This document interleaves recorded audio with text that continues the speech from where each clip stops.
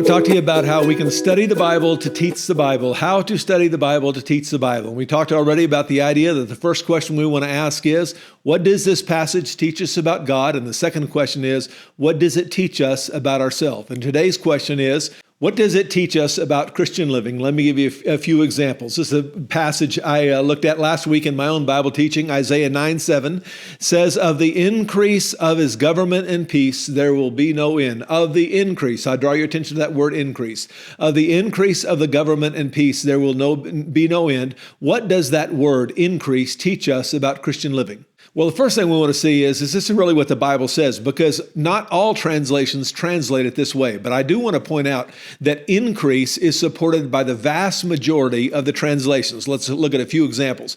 This is what I call a horizontal word study.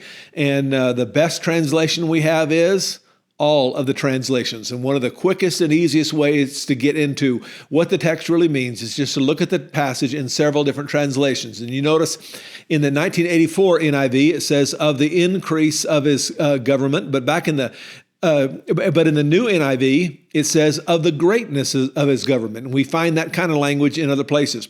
But in the majority of the translation, it actually says of the increase of his government or something like that. The Message paraphrase that his ruling authority will grow, and the idea is and grow and grow and grow. The King James, of the increase of his government and peace. The New American Standard, there will be no end to the increase. Not only will his government not end, but the increase of his government will not end. The ESV, of the increase of his government and peace, there will be no end. God's word, his government and peace will have unlimited growth. NCV says, power and peace will be his kingdom and will continue to grow forever. Good News says his royal power will continue to grow. New King James, of the increase of his government and peace. It is not only supported by the majority of the translations, it's supported by many other scriptures. Matthew 16:18 says, I tell you that you are Peter, and on this rock I will build my church, and the gates of hell will not overcome it. And the idea is that God's forces are offensive forces, and the gates of hell, the defensive gates of hell, will not be able to stop us. And the increase of his government is pictured here by the kingdom of God spreading and spreading and spreading, and the enemy forces not able to stop us. Jesus talked about this in Luke 13. He said, Jesus asked them, what is the kingdom of God like? Well, what shall I compare it? It's like a little mustard seed, which a man took and planted in the garden. It grew and became a tree, and the birds perched in its branches. He goes on to say, again he asks, what shall I compare the kingdom of God to? It is like a yeast that a woman took and mixed into 60 pounds of flour until it worked all through the dough. And the idea is it grew and it grew and it grew, and it supports this idea that the increase of his government, there will be no end. But it is, assuming that is the right translation, it begs a question, what difference does it make? What does this have to do with Christian living? And I can think of a couple things.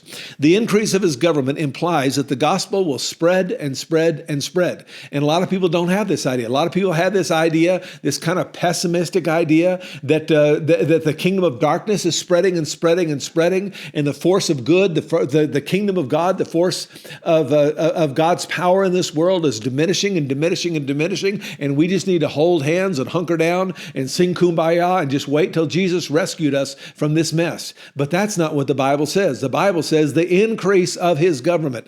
The implication of this is that the normal thing for the normal church under normal circumstances ought to be to grow and grow and grow. And if your church is not growing, you ought to ask yourself the question, why? What is it we are doing that is impeding the growth of the church? Because Jesus taught that the normal thing for the normal church is to grow under normal circumstances.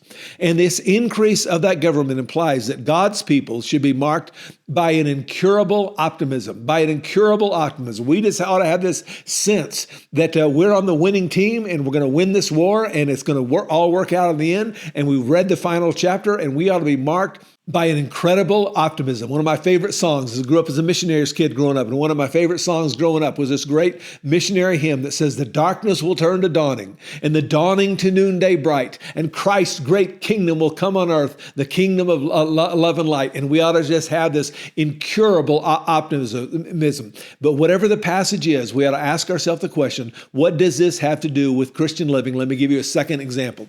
Romans 12:2 says, do not conform to the pattern of this world, but but be transformed by the renewing of your mind. What does that passage teach us about Christian living? Well, I can think of at least two things. The first thing it teaches us about Christian living is all about being transformed. It's not about trying really hard. You like to use the illustration of the little caterpillar up in Canada, and it's coming up on wintertime, and he's got to make it down in Mexico, but he's not going to make it down to Mexico by trying really hard to crawl down to Mexico. He's going to make it down to Mexico by being transformed. And so we are going to live the Christian life not just by trying really hard, but also by being transformed. And how are we transformed?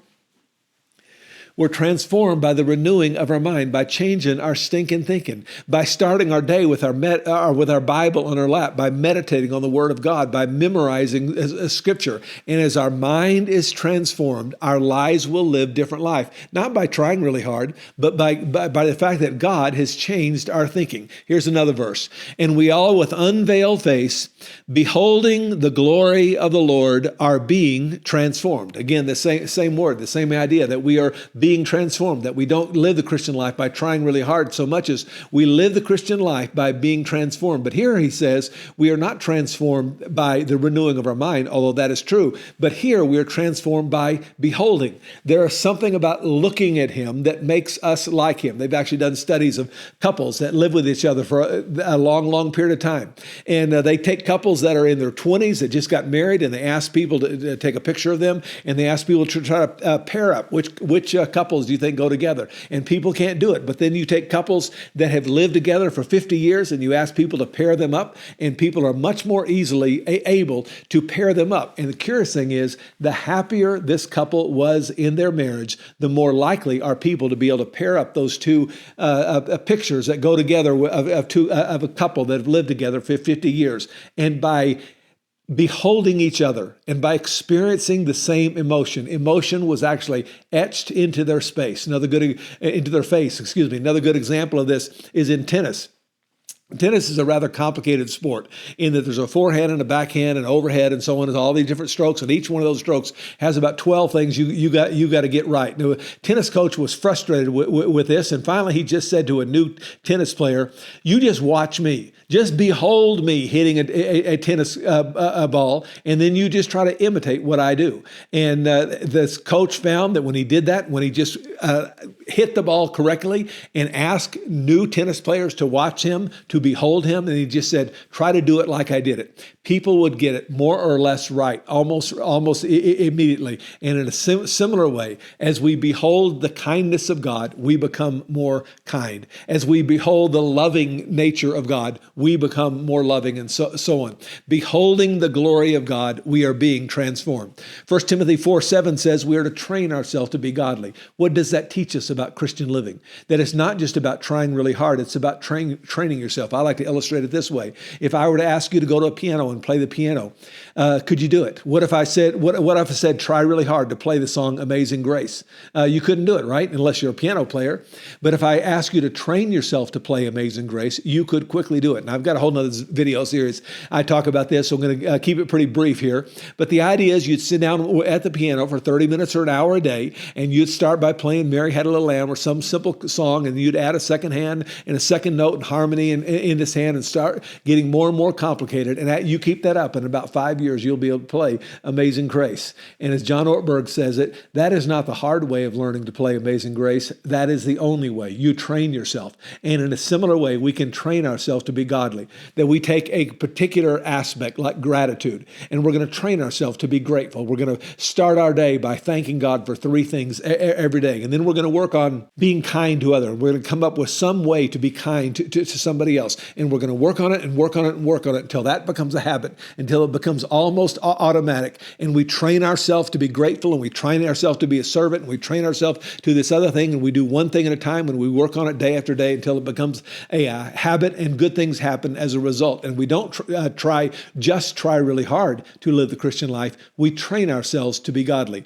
Galatians 3:1 says the righteous will live by faith. What does that have to do with Christian living? How does that affect my daily life? And how it affects my daily life is I've got to believe. I got to believe that I can live this life. I got to believe that I can live a life where I can get over my tendency to be grumpy. I got to believe that I can get over my tendency to have bad habits. I got to get over my tendency to worry And I can do this. And Jesus said, it'll be done for you according to your faith. There's a verse that says, he did not do many miracles there because of their lack of faith. And faith has an enormous impact on the Christian life. As the saying goes, whether you think you can or whether you think you can't, either way, you're right. That is what it has to do with Christian living. One more. To this end, I strenuously contend with all the energy Christ so powerfully works in me. What does that have to do? What does that have to do with Christian living? And it has two things to do with Christian living. First of all, we said a moment ago that there's more to Christian living than trying really hard. There's more to Christian living than trying really hard to be good. But there is never less. And Paul said, I strenuously contend. It could be paraphrased, I try really hard. I am trying really hard. But how is he trying really hard? To this end, I strenuously contend with all the energy Christ so powerfully works in me. And so, teacher, every week you want to look at that text and you want to ask the question, what does it teach me about God? What does it teach me about myself? And then what does it teach me about Christian living? Those three questions could go a long way toward exploring the text and understanding the text and being able to teach the text. And I'm hoping these three questions will help you effectively teach God's Word.